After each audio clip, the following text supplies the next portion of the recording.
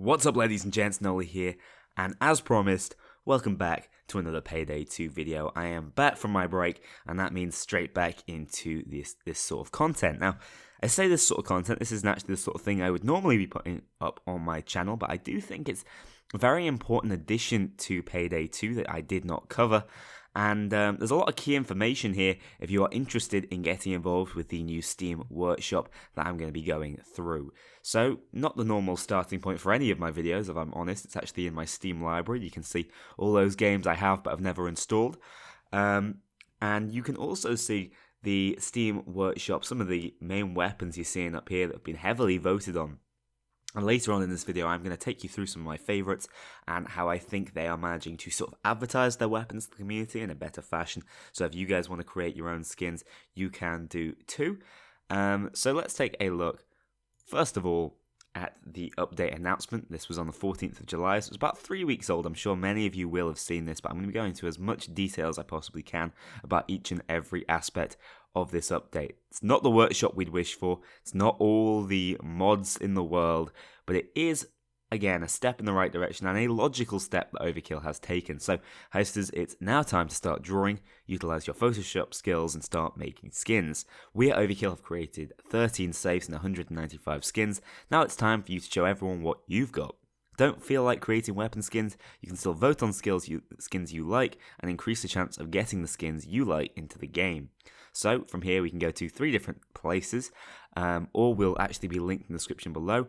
Well, not the Skins Workshop, because I'm sure you guys can all find it, but the Skins Workshop manual will be linked, as to will be LastBullet's YouTube channel, so you can check out some of their fantastic tutorial videos on modding in general, on downloading mods, and of course on these weapon skins.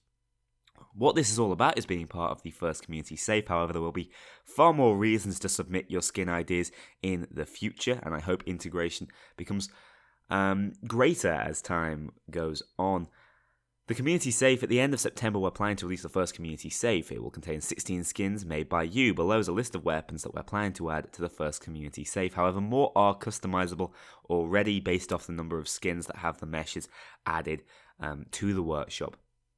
So I'd definitely say some of these in particular stand out to me. Definitely the Bronco, the Akimbo Cross Kills, the Platypus, and something like the GL40. Those are some of the most fantastic weapons to customize, I would say, because some of them have very big, easy to design surface area. Some are fan favorites, and some have very different designs. You know, like the Akimbos, you can come up with some really good ideas based around that. So these are some of the weapons you can be up there customizing. And we're going to take a look at some of the finest ones, as I said, later on. But for right now, let's head on over to the Skins Workshop manual. Again, link to this is going to be in the description below, but it's easily findable, as you saw me do through Payday 2. Welcome to the Workshop manual. The aim of this manual is to aid you in creating awesome weapon skins for Payday 2. Pick one of the skinnable weapons, which we'll see at the end. There are actually far more, as I said, that have meshes that are skinnable, but you're probably going to want to, for right now, at least before September, so there's still a whole month to get your designs in, you're going to want to pick one of the ones that are going to be part of that first community safe. Create something amazing and then submit it to the Steam Workshop. We'll be looking to incorporate some of the best skins into the game via community safes. Keep an eye out for our guidelines, which we will publish on occasion. All skins can be created in a wide variety of styles and colours, but we'd be glad to see skins that will fit in the Payday 2 world. So that's definitely something worth noting. It's distinctly possible that Overkill will override votes for certain skins if they are truly ridiculous. And obviously keep away from anything that could be a little on the overly vulgar or pornographic side. That's a disclaimer by me. Here are 2 examples of finished skins you can create. So, of course, the way Payday 2 skin modding has always worked, and this has always been a feature that we've seen on LastBullet, but is now being integrated and talked about within the game. It's all about modding based around the different components within a weapon. Again, you can take a look at the available weapons down here. For now, we are focusing on range weaponry, so that is actually quite interesting. This is something worth noting. They will eventually move to doing melee weapons, I imagine, reskins and recolors. But for right now, we're looking for skins of all rarities except legendaries. Common, uncommon, rare, and epics. So I guess they're going to design their own legendary skin, which makes a fair deal of sense, to be honest, because they are very different to the other skins we have in the game. But that means that some of the more simple designs may do really well because they may fit into the common quality or the uncommon quality. So don't always think you have to make your skin look as complicated and as interesting as possible. Sometimes it's about looking pretty nice, smooth, and uncluttered. So parts can be anything from a new sight to a suppressor. You can choose whatever weapons and mods you like when you create skins. So what this is all going into is the example files, the template files. Now, for those of you who are interested in actually doing some of this weapon remodeling, or recoloring, I should say, really, I'm not going to go through all of this, but this can all be found, as I said, on the website, link in the description down below. And of course, most of you know the sort of software you're going to be using. Photoshop is probably your best bet, but something like GIMP or PaintShop Pro works absolutely fine. I think I use PaintShop Pro, actually. So weapon materials. The weapons are divided into 6 materials. These materials are controlled by the base gradient. This is already set on each available weapon and cannot be modified. These materials, the materials named metal, plastic, wood, rubber, secondary metal, cloth, and detail. So this is actually a really nice little diagram. I do feel like they've gone into a reasonable amount of detail. I guess the Eagle Heavy has an awful lot of these in them. So, you know, your metal tubing here, your metal suppressor, your rubbers found on your grip, plastic found around sort of the main stock and body of the weapon, rubber again on the end. The only thing I think we're missing here is, there's a tiny little bit of cloth here on the Eagle Heavy. There's a bit of design, essentially. And then the details. The details are some of the small nubs and things you find on the actual side of the weapon. Moving on over to the base gradient. This looks really complex. It's not that difficult once you give it a quick read over. As I said, I'm not going to go through all of this because I do want to take a look at some of the actual already submitted weapons. But all of this goes into the detail about how you're going to want to customize. I feel like if you don't want to read this and it doesn't make a great deal of sense, do check out LastBullet's channel. They have some probably more succinct and informational videos on there. Wear and tear, of course, is also something worth mentioning based on the fact that they have different weapon qualities. And that's something you're also going to want to consider. Top 6 pixels. File restrictions, yeah, of course, you guys know about all of that. Alpha channels, fade implied. I think I understand that. I'm actually going to get into creating my own weapon at some point, and I'm actually going to try and show you guys the process in a way similar to what LastBullet has already done, but maybe a little bit more jankily. I'm not as qualified as, of course, they are. This is one of the most important parts, I think, of designing a really nice weapon if you want to get into that sort of uncommon or epic or rare skin quality. You want some nice patterns in there that work really well on some of these already customized weapons. But of course, this is all about the red, green, and blue channels. All that stuff you guys will be able to work out, especially if you've done any sort of weapon customization or Photoshop modifying in the past. Pattern gradient, of course. Again, that's simple. Patterns are very important. I think to making these weapons look a little more interesting and cluttered. And if you're going to be doing a pattern, you may as well do it right with a little bit of gradient on it. Stickers, of course, have also been used in many different occasions. I've seen some of the best usages actually involve things that are within Payday, something like Hoxton's mask I actually saw on one of the skins. That was really nicely used.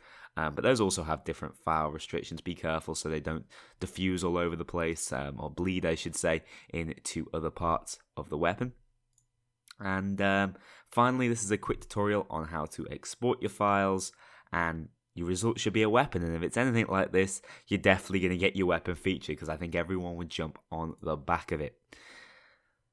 So yeah, finally, skin application. And this is how you create it. So it's all been very nicely integrated within Payday 2. As I said, I'm going to try it out myself, probably tomorrow actually. Give it a go. Let's see whether my GCSE in art translates to some artistic license within Payday 2.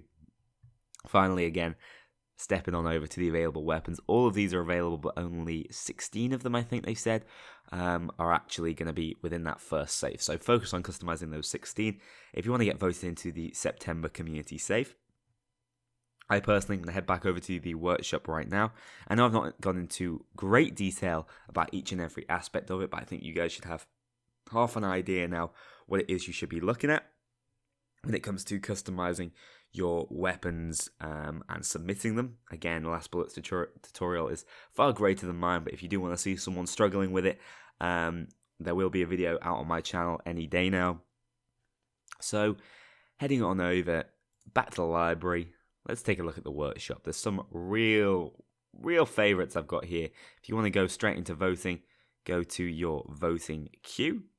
And this will show you all the weapons that have already been created. And I would like to say that some of my personal favorites are the ones that have been created as a set. But I don't necessarily think those are going to be the most successful, because those aren't necessarily the ones that over here are looking for. They don't want, unless they're doing a themed save, they really want unique and different community designs here. So while I really like these little designs that Radical Chris has gone for, I think maybe only one of them will be picked and placed into the game.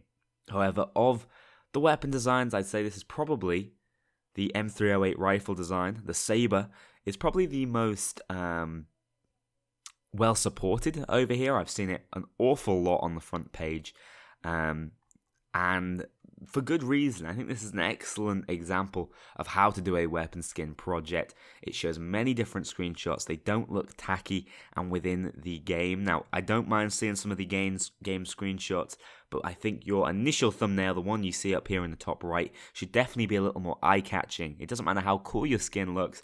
If you don't have these sort of angled screenshots on a more striking background, people are probably just not going to click on it. So that's a very important part. You know, your Photoshop skills need to be very high for you creating that weapon in the first place, but also creating your thumbnail and screenshots down here. And it's also worth putting in a fair few screenshots, I feel, to get it from a different angle if you think your design is good and worth going in. So heading on back to some of the other really interesting ones, I think El Toro has been done in a really nice way. Another very popular skin design. It's for the Bronco. I thought the Bronco could have some really cool ones. And again, one of my favorite things about this is he actually shows some videos, some first-person videos, as you see right here. And look how good it looks in-game. Really impressed by the sort of campaign he's got going on here, because if you go a little bit further down, you'll see there's a build that runs alongside it, which is awesome. This is my sort of thing. Really happy to see that not only has he created an awesome weapon skin, but there's also a greater modified sort of setup he has going on with, you know, this modded jacket and of course these this particular skill build setup. Awesome idea, really well executed. This is how you advertise your weapon skin design in the workshop. Next up, we're going to have to move to the second page for another one I really wanted to show off, and that is the Platypus 70 here, the airship. This is a really good example of making the thumbnail striking and eye-catching, but not having to do loads of different ones. The rest are all in-game screenshots showing off how it looks very honestly. And let's be honest, it looks really very nice. I love this pattern they've got running alongside it. Pulls off the black and the sort of bright whitey yellow really nicely. And though most of the screenshots are just taken in-game, easily done, it's still a nicely done weapon workshop campaign.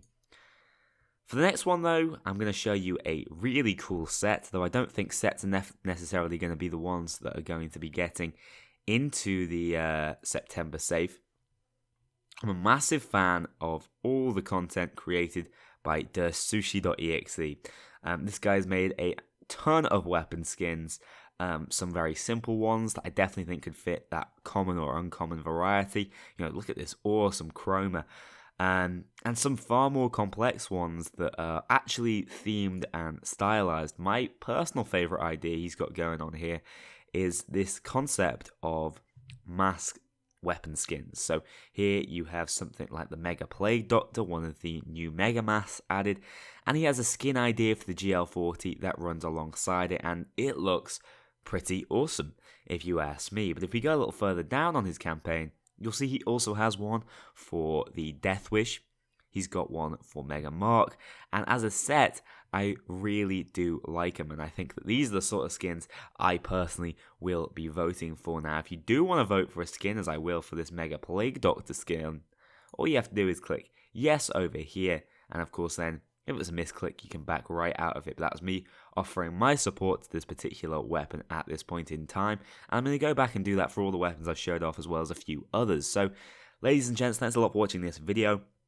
Down in the comment section below, if you've made your own weapons, let me know, because I will want to take a look at them. I've not got time to feature loads and loads of weapons, just a couple of them within the first few pages, but I would like to see anything that anyone on my channel has created. Stay tuned, I'm going to try my very best to make a very average weapon skin, and that will be in the next day or so. So stay tuned for that, and I will see you all in the next one.